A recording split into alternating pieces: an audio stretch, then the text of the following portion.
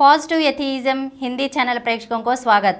आज मैं श्री जे.के. वर्मा से लिखी हुई महान स्वतंत्रता सेनानी सुब्रमण्य भारती जी का जीवन वृत्त आपके सामने प्रस्तुत करना चाहती हूँ। राजा के दरबार में। जब भारती राजा के दरबार में लौटे तो उन्हें पहले से भी अधिक सम्मान दिया गया। इसे अन्य दरबार जल बुनकर कोयला हो गए। राजा ने उन्हें अपने मित्रों में शामिल कर लिया तथा उन्हें कवि मित्र की संज्ञा दे दी। वे अपना बहुत सा समय राजा के साथ गुजारते, उनके साथ ही घूमते फिरते और मौज मस्ती करते। वे नई नई कविताओं की रचना करते और उन्हें राजा को सुनाकर उसका मन बहलाते। लेकिन इतना कुछ करने के बावजूद उनके दिल से गुलाम हो चुके भारतीयों का दर्द नहीं निकल पाया।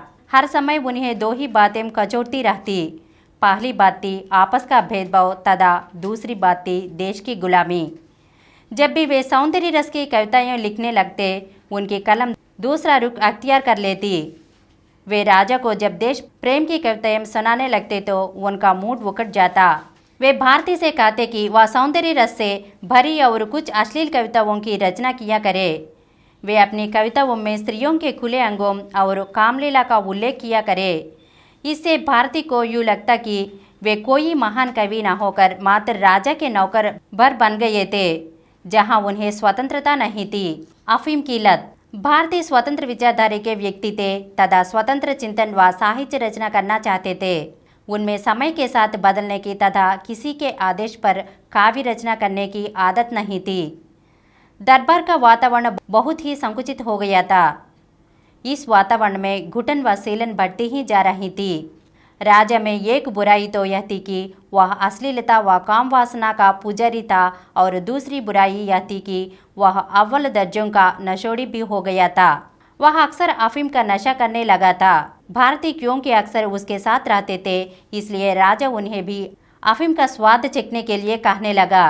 राजा के बार बार कहने पर जब एक बार भारती ने अफीम चखी तो हवा में तौलने लगे। उन्हें लगाने लगा कि उनका दिमाग हल्का हो गया है तथा उनके दिल पर कोई बोझ नहीं रहा। इसके बाद उन्हें अफीम अच्छी लगने लगी तथा वे इसकी मात्रा बढ़ाते चले गए। एक समय वह आया जब भारती अफीम के नशेड़ी हो गए। उनकी पत्नी को इससे धक्का लगा तथा उन्होंने भारती को बहुत समझने की कोशिश की, लेकिन वे नहीं माने। कुएं के मेढक। राजा की अश्लील बातों, कविताओं व वार्ता में रुचि बढ़ती ही जा रही थी।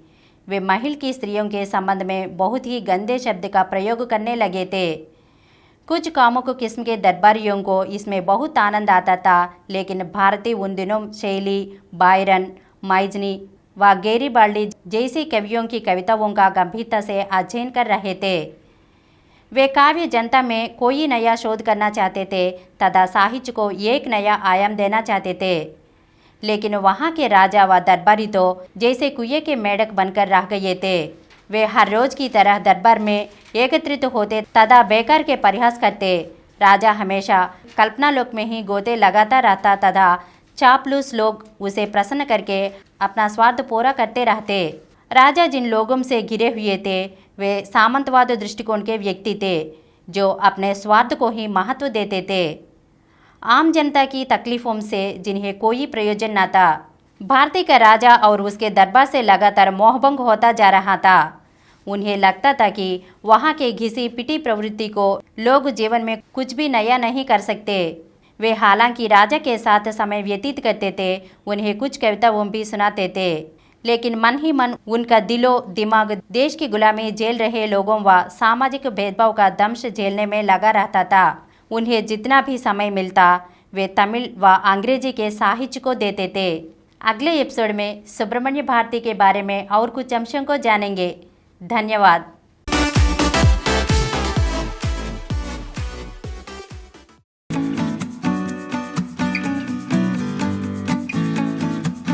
Download Samaram multi-channel app and watch your favorite channels from your mobile.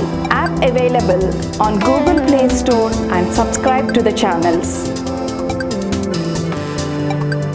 For more videos, please subscribe to this channel Positive Atheism and activate the bell icon.